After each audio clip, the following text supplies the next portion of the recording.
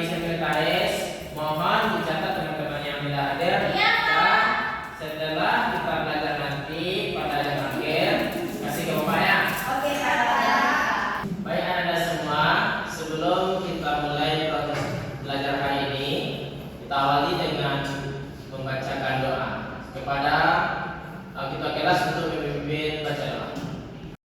Baik, sebelum kita memulai pembelajaran, alangkah baiknya kita berdoa dulu. Berdoa mulai.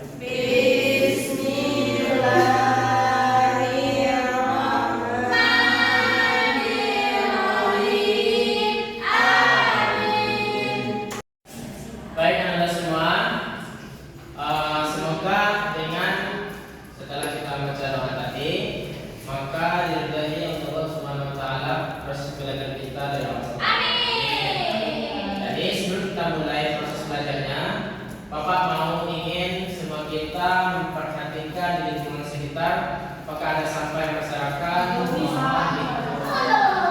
dikondisikan. Bangku yang tidak ada di posisinya, mohon ditaruh di posisi yang masing-masing ya. Maka masih semangat untuk belajar pada hari ini? Setengah ada bilang masih semangat, setengah ada yang bilang tidak. Jadi untuk memastikan Bapak ada strategi. Baik Anda, yang mana strategi yang akan Bapak laksanakan, yaitu kalau Bapak bilang pagi, kalian tepuk 1 kali. Kalau Bapak bilang siang, tepuknya 2 kali. Kalau malam, separuh ya. Jangan sampai berbeda. Pagi, siang, malam.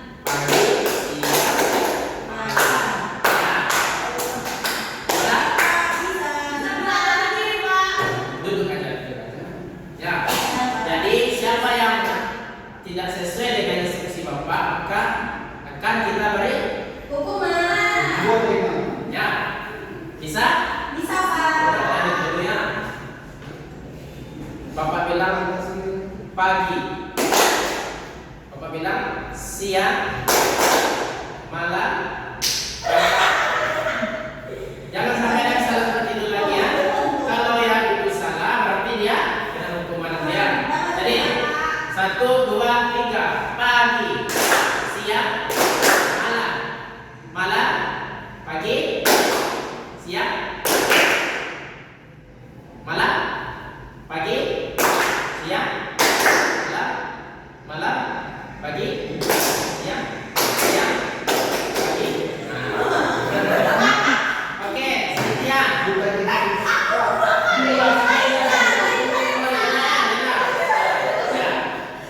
Sudah, fokus. Jadi Laila tidak sesuai dengan instruksi Bapak, maka dia akan hukuman. Apa hukumannya? Baik, kita persilakan untuk Ananda Laila ke depan menyanyikan 1 lagu.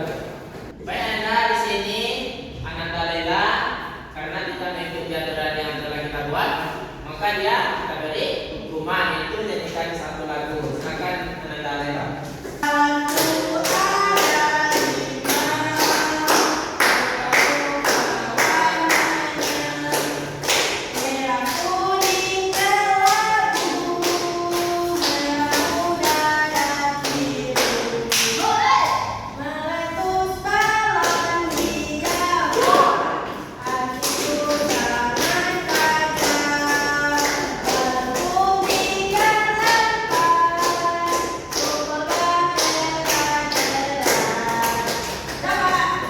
Baik, silakan dulu Ananda.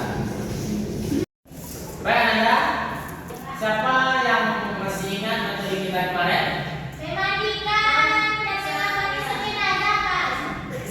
Memandikan dan sekarang kita lanjutkan, yaitu mensolatkan jenazah dan menguburkan. Ya, jadi materi keempat ini berkaitan dalam satu judul, yaitu penyelenggaraan jenazah. Yang pertama, mengapa sih kita harus tahu tentang ada sholat jenazah dan penyelenggaraan menguburkan jenazah itu? Agar kita mudah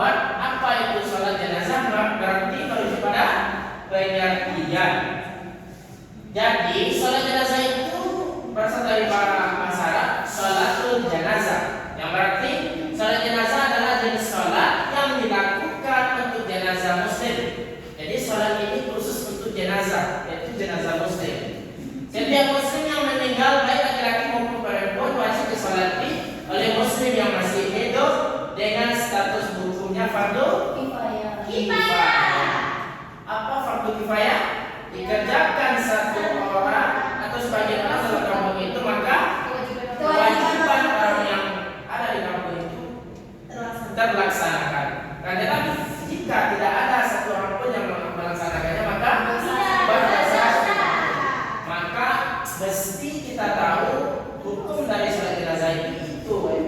Penyelenggaraan jenazah adalah fardu kifayah, sangat dianjurkan. Sekarang kita masuk pada syarat sholat jenazah. Seperti yang Anda lihat, yang pertama syaratnya itu jenazah yang akan kita sholatkan itu mesti dimandikan atau suci dari baik suci dari najis maupun tubuh kafannya hingga tempatnya. Yang kedua, orang yang mensalat jenazah itu memenuhi syarat sah salat seperti wudhu dan lain sebagainya ya, untuk aurat. Yang ketiga, jika ada jenazah hadir, posisi orang yang salat jenazah itu harus berada di belakang jenazah. Jenazah laki-laki dibaringkan dengan posisi kepala berada di sebelah utara. Jadi jangan sampai salah lagi. Dengan imamnya berdiri lurus dengan kepala jenazah. Jadi kalau jenazah laki-laki, maka imam berada di sejajar dengan kepala jenazahnya. Perempuan terletaknya sama dengan jenazah laki-laki, yaitu di sebelah utara. Akan tetapi imamnya berdiri lurus dengan pinggang. Ya, kalau laki-laki tadi imam sejajar dengan kepala jenazah. Kalau perempuan pinggang jenazah. Syarat yang keempat itu tidak ada penghalang antara keduanya. Paham? Berarti antara jenazah dengan imam tidak ada penghalang. Ya, nampak. Dan yang terakhir itu jika ada jenazah hadir, maka orang yang sholatnya harus hadir di tempat tersebut. Tidak bisa sholat di jenazah itu dengan cara online. Jadi harus satu tempat, maksudnya satu ruangan, ada jenazah, ada imam dan ada makmum. Itulah syarat sholat jenazah. Baik, sekarang kita masuk sunnah sholat jenazah. Setelah kita bahas syaratnya, kita masuk pada sunnah sholat jenazah. Di sini ada 4 sunnah sholat jenazah. Yang pertama, takbir dianjurkan untuk mengangkat tangan. Di balik kita sholat harus mengangkat tangan. Ternyata setelah kita melakukan yang takbir ketika mengangkat tangan itu merupakan kita telah mengerjakan sunnah dari sholat jenazah itu sendiri. Yang kedua, membaca bacaan sir, tidak boleh keras. Yang ketiga, membaca ta'awuz, a'udzubillahi minasyaitonirrajim, bismillahirrahmanirrahim. Baru kita bacanya. Yang terakhir itu meninggalkan air kita ya. Jadi doa kita ini tidak ada dalam sholat jenazah. Ketika kita tinggalkan, kita sunahnya juga rapat. Ya, paham? Sekarang kita masuk tata cara sholat jenazah. Yang pertama, niat. Nanti akan kita bahas apa saja niatnya. Yang kedua, mengangkat kedua tangan bersamaan. Allahu Akbar dengan takbiratul ihram. Yang ketiga membaca ta'awudzubillah. Jadi di dalam sholat jenazah ini, maka kita harus membaca ta'awuz karena ini bagian dari tata caranya. Yang keempat, baca surah Al-Fatihah, ya, wajib hukumnya itu. Yang kelima, takbiratul ihram yang kedua. Setelah kita baca surah Al-Fatihah, maka kita bertakbir lagi. Yang keenam, membaca salawat kepada Nabi. Setelah kita membaca salawat kepada Nabi, maka lanjutkan yang ketujuh yaitu takbir. Yang kedelapan, baca doa kebaikan untuk jenazah. Yang kesembilan, takbir lagi. Yang sepuluh itu membaca doa setelah takbir. Ya, ke-11 itu mengucapkan salam alaihi dan berkata. Baik anak-anak, setelah kita mengetahui tata cara sholat jenazah, sekarang kita masuk pada bacaan niatnya. Niatnya cuma 2. Jenazah untuk laki-laki dan jenazah untuk perempuan. Apa bunyinya? Usalli ala hadzal mayyitati untuk laki-laki, untuk perempuan. Usalli ala hadzal mayyiti untuk laki-laki. Arba'at takbiratin fardhu kifayah. Makmuman imaman lillahi sholat niat bagi jenazah laki-laki dan perempuan. Paham? Paham, Pak. Ada pertanyaan? Tidak. Kita lanjutkan. Baik, adalah sekarang kita masuk pada doa kebaikan kepada jenazah setelah takbir ketiga dan keempat dan aturan dalam sholat.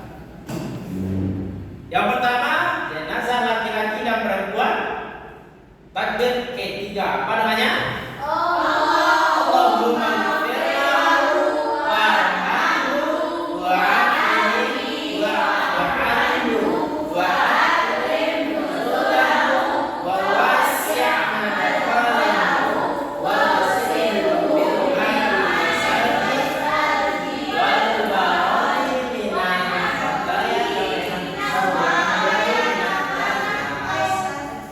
wa abdilhu dalan khairan min dahi wa ahlan khairan min ahlihi wa zawjan khairan min zawji rabbih min zakat wa yazalina. Allahumma ghfirlahu untuk laki-laki, Allahumma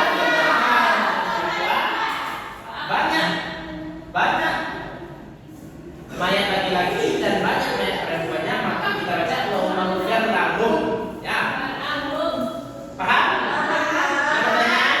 Kita lanjutkan proses anak-anak doa pada takbir ketiga ini. Apa doanya?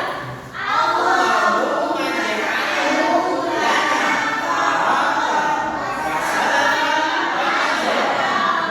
Ya Allah, jadikan kematian anak ini sebagai simpanan pahala dan amal baik serta pahala buat kami. Jadi itu khusus untuk anak-anak. Bisa? Yang ketiga, doa setelah takbir keempat. Yang wajibnya sebenarnya cuma pendek, tapi sunnahnya panjang. Ya. Jadi apa bunyi doa takbir keempat ini? Allahumma lakal alimna ajrahu wa la taftina. Itu wajib, harus kita baca. Kalau tidak dapat yang versi panjang. Paham? Masuk kepada keutamaan salat jenazah. Itu terdapat dalam sebuah hadis Nabi, yaitu diriwayatkan oleh Bukhari dan Muslim. Barang siapa yang menghadiri prosesi jenazah sampai ia disolatkan, maka baginya satu qiraat.